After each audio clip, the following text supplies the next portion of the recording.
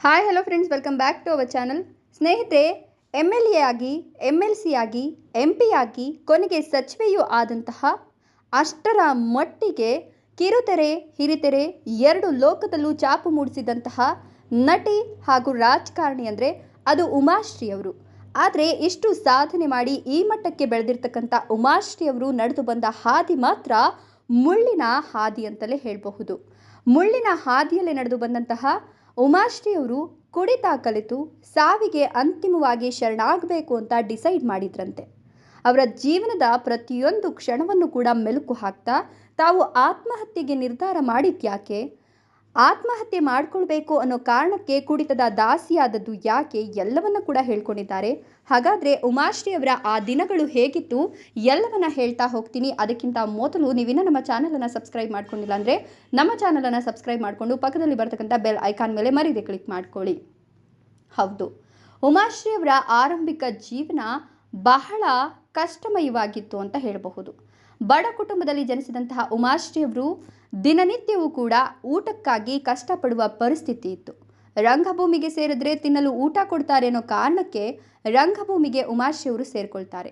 ಇನ್ನು ಪ್ರೀತಿಸಿ ಮದುವೆ ಆದರೂ ಕೂಡ ಅವರಿಗೆ ದಾಂಪತ್ಯ ಜೀವನದಲ್ಲಿ ಸಿಕ್ಕಿದ್ದು ಮಾತ್ರ ನೋವು. ಅದಾದ ಬಳಿಕ ನಂತರ ಗಂಡನಿಂದ ದೂರ ಆಗ್ತಾರೆ. ಇದಾದ ಬಳಿಕ ಮನೆ ಬಿಟ್ಟು ಮಕ್ಕಳನ್ನು ಅಲ್ಲಿಂದ ಕರ್ಕೊಂಡು ಬಂದು ಅಮ್ಮನ ಮನೆಯಲ್ಲಿ ಇರ್ತಾರೆ. ಬದುಕಲು ದಾರಿ ಇಲ್ಲ, ಹಾಗಂತ ದೇಹವನ್ನು ಕೂಡ ಮಾರ್ಕೊಳ್ಳೋಕ್ಕೆ ಇಷ್ಟ ಆಗಿರಲ್ಲ. ಹೀಗಾಗಿ ಸಾಯಬೇಕು ಅಂತ ಡಿಸೈಡ್ ಮಾಡ್ತಾರೆ. ಆತ್ಮಹತ್ಯೆ ಒಂದೇ ದಾರಿ ಅಂತ ತಿಳ್ಕೊಂಡು ಹೇಗೆ ಸಾಯೋದು ಅಂತ ಗಲಿಬಿಲಿಗೊಳ್ತಾರೆ. ಆಗ ತುಂಬ ಕುಡಿದ್ರೆ ಸಾಯ್ತಾರೆ ಅನ್ನೋ ಮಾತುಗಳು ಪ್ರಚಲಿತದಲ್ಲಿತ್ತು. ಹೀಗಾಗಿ ಸಿಕ್ಕಾಪಟ್ಟೆ ಕುಡಿಯೋಕೆ ಶುರು ಮಾಡ್ತಾರಂತೆ. ಆ ಸಮಯದಲ್ಲಿ ಅವರ ಅಮ್ಮ ಮತ್ತು ಮಗಳು ಚೆನ್ನಾಗಿ ಉಮಾಶ್ರೀ ಅವರನ್ನು ಹೊಡೆದು ಬಿಡ್ತಾರಂತೆ. ಅಲ್ಲದೆ ಅಪ್ಪನೂ ಇಲ್ಲ, ಈಗ ಅಮ್ಮನೂ ಸತ್ತೋಗ್ತಾಳೆ ಅಂತ ಅಜ್ಜಿ ಹೇಳಿದ್ರಂತೆ. ಆಗ ಮಗಳು ನಾನು ಹೇಗೆ ಬದುಕೋದು ಅಂತ ಕೇಳಿದ್ಲಂತೆ. ಆಗ ಉಮಾಶ್ರೀ ಅವರಿಗೆ ಹೇಗೆ ಬದುಕಬೇಕು ಅನ್ನೋ ನಿರ್ಧಾರವನ್ನು ಮಾಡ್ತಾರಂತೆ.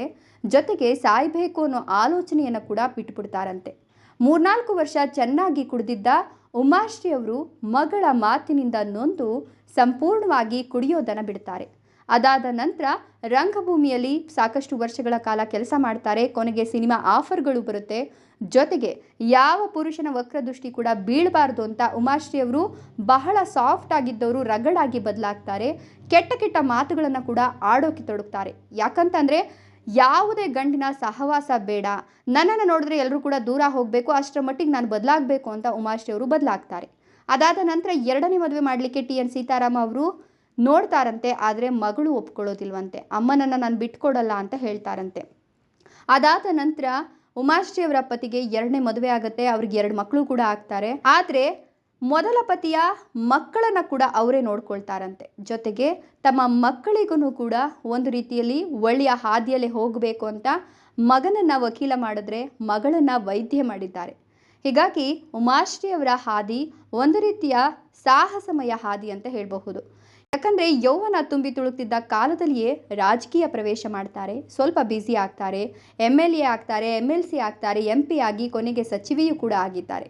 ಹೀಗಾಗಿ ಸಿನಿಮಾ ಜೊತೆಗೆ ರಾಜಕೀಯ 2 ರಂಗದಲ್ಲೂ ಕೂಡ ಅವರು ಚಾಪು ಮೂಡಿಸಿರ್ತಕ್ಕಂಥ ಒಬ್ಬ ಅತ್ಯದ್ಭುತ ಕಲಾವಿದೆ ಅಂತಲೇ ಹೇಳಬಹುದು. ಇದರ ಬಗ್ಗೆ ನಿಮ್ಮ ಅನಿಸಿಕೆ ಅಭಿಪ್ರಾಯಗಳನ್ನು ಕಮೆಂಟ್ ಮಾಡಿ. ವಿಡಿಯೋ ಇಷ್ಟ ಆದರೆ ಲೈಕ್ ಮಾಡಿ, ಶೇರ್ ಮಾಡಿ. ತಪ್ಪದೆ ನಮ್ಮ ಚಾನಲನ್ನು ಸಬ್ಸ್ಕ್ರೈಬ್ ಮಾಡ್ಕೊಳ್ಳಿ. Thank you.